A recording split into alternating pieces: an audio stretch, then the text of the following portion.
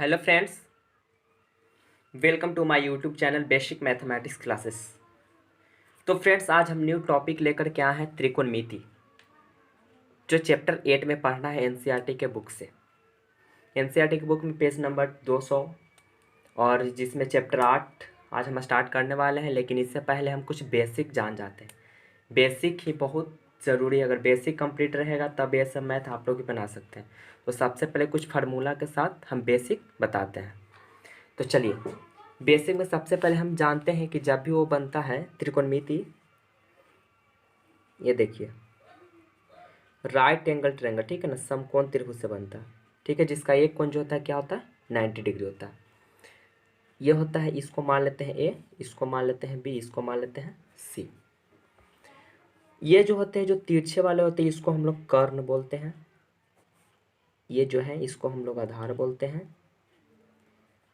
और जो सीधे जो है इसको हम लोग बोलते हैं लंब। कर्ण को ए से दर्शाते हैं, आधार को बी से दर्शाते हैं और लंब को पी से दर्शाते हैं। ठीक है, जैसा कि हम लोग कुछ बता देते हैं कि कर्ण का स्पेलिंग क्या होता है, जिसको ए से दर्शाते हैं। जिसमें कर्ण, तो कर्ण का स्पेलिंग होता है हाइपोटेनस।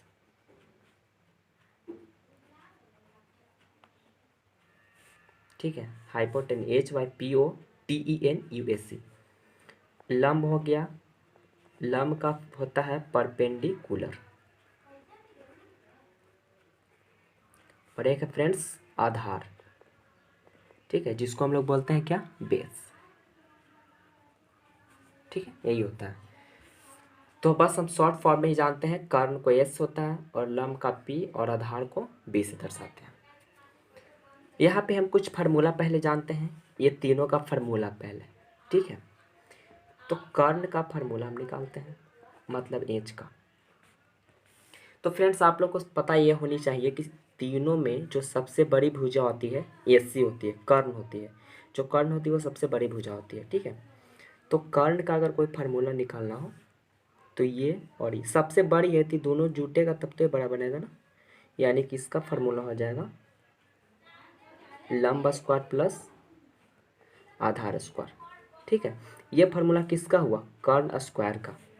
ठीक है, कर्ण स्क्वायर का फार्मूला हुआ लंब स्क्वायर प्लस आधार स्क्वायर। ठीक है, अब इसी में आप लोग को खाली पूछे कर्ण का फार्मूला क्या होता है, तो बस लंब स्क्वायर ही लिखना है और प्लस आधार स्क्वायर ही लिखना है, कुछ करना नहीं है। और आप लोग को खुद जानते होंगे कि जब स्क्वायर इस तरफ से हटेगा तो इस तरफ रूट होता है।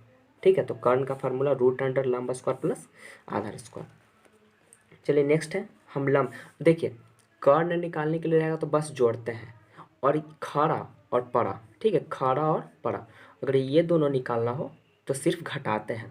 ठीक है ना, आप लोग को याद करवा देते हैं। देखिए अब लंब निकालना है, चलिए लंब का स्क्वायर निकालना है, जिसको पी से दर्शाते हैं ना, लंब स्क्वायर निकालना है। तो लंब ये है, तो बस हम बताएं कि जो लंब होगा मतलब खड़ा और पड़ा जब भी निकालेंगे तो घटाते हैं। तो फ्रेंड्स बताओ, घटेगा किससे, बड़ी भुजा में से छोटी भुजा घटेगी ना, तो बड़ी भुजा कौन है, कर्ण। तो कर्ण लिख करके स्क्वायर दे देना है और माइनस आधार का स्क्वायर। ठीक है, ये हो गया लंब स्क्वायर का। लेकिन अगर लंब खाली पूछेगा तो बस कुछ करना नहीं है, सिर्फ रूट इधर आ जाएगा। ठीक है, अब बाकी जो है कर्ण स्क्वायर माइनस आधार स्क्वायर, उसको आप उसी तरह लिख दीजिए। चलिए थर्ड है, थर्ड आप लोग खुद बताइए, आधार स्क्वायर है जिसको बी से दर्शाते हैं। तो आधार का फॉर्मूला क्या बनेगा फ्रेंड्स, ये है ना, बड़ा निकाल रहे हैं तो घटेगा, यानी बड़ा में से छोटा घटा देंगे, कर्ण का स्क्वायर माइनस लंब का स्क्वायर।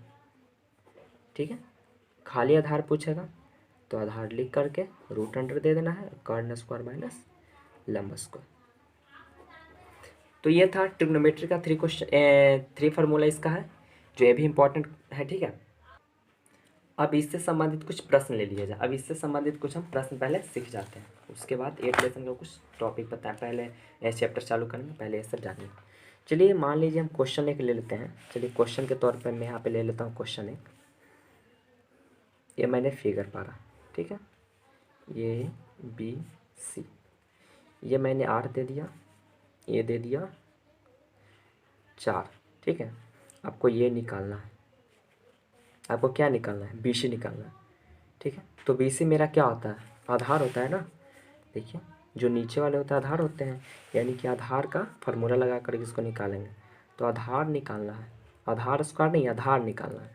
तो आधार का फार्मूला पहले क्या करेंगे, सबसे पहले स्क्वायर से जब नहीं रहेगा तो आप लोग को पहले रूट देना है। ये आप लोग ध्यान दीजिए कि स्क्वायर नहीं पूछेगा तो यहाँ पे रूट दे देना है। और पहली बात आधार पूछ रहा है, मतलब ये पूछ रहा है ना, तो ये तो लंब होते हैं और ये कर्ण होते हैं, ठीक है।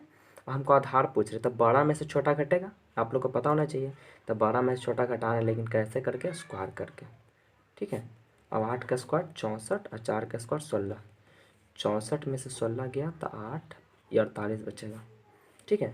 और 48 का आप लोग फैक्टराइज कीजिए, 48 का कीजिए, 2 से 24, 12, 2 से 6, 2 से 3, 30 2 के बदले 1 2 और ये 2 के बदले 1 2, तो 2 2 ना 4 और √3 अंदर, यानी कि इसका जो BC का जो मान आएगा 4√3, ठीक है। चलिए सेकंड ले लेता हूँ।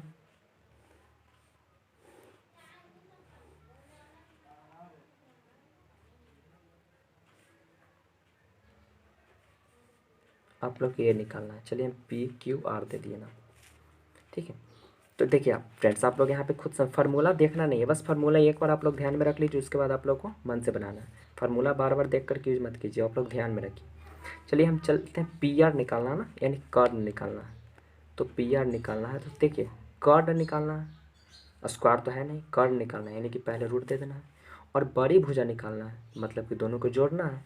तो 4 का स्क्वायर प्लस 8 का स्क्वायर, ठीक है। तो 4 का स्क्वायर 16 और 8 का स्क्वायर 64। 64 और 16 कितना हो गया, 80, ठीक है ना। अब 80 का फैक्टराइज कीजिए, 80 का कीजिएगा तो 2 से 40, 2 से 20, 2 से 10, 2 से 5, कितना आ गया, 2 और 2 4√5, ठीक है। चलिए नेक्स्ट ले लेता हूँ, ये लास्ट है, इसके बाद मैं फिर आगे बढ़ूँगा। मैं आशा कर रहा हूँ कि आप लोग समझ रहे होंगे। चलिए STU नाम दे देता हूँ। चलिए इसको मान लेते हैं हम 10, इसको मान लेते हैं, इसको 6, हमको अब की ये निकालना है, ठीक है। निकालना क्या फ्रेंड्स, लंब निकालना है ना। देखिए इसको लंब बोलते हैं, आप लोग देख लीजिए ऊपर फिगर में, है ना, ये लंब है। मुझे क्या निकालना है, लंब निकालना है। तो लंब निकालने के लिए फार्मूला आप लोग को ये निकालना है, ST निकालना है ना। तो ST यहाँ पे √100 दे देना है, क्योंकि स्क्वायर था ना। ये निकालना है, यानी खड़ा पड़ा निकालते हैं तो माइनस होता है, तो बस ये निकालना है तो माइनस करना है ना, यानी बड़ा में से छोटा घटाना है, यानी कि 10 का स्क्वायर माइनस 6 का स्क्वायर, ठीक है। तो 10 का स्क्वायर 100 और माइनस 6 का स्क्वायर 36। तो 100 में से 36 किया तो कितना बचेगा, 64, और 64 का वर्गमूल कितना होता है, 8, ठीक है। तो ये था फ्रेंड्स इसका, ये 3 क्वेश्चन से मैंने ये बताया। और हाँ फ्रेंड्स, थोड़ा सा आप लोग को क्या ध्यान देना है कि देखिए सबसे बड़ी भुजा ये होती है, सबसे बड़ी होती है, ठीक है ना। और ये दोनों छोटा होती है, इसके अपेक्षा ही छोटा होती है।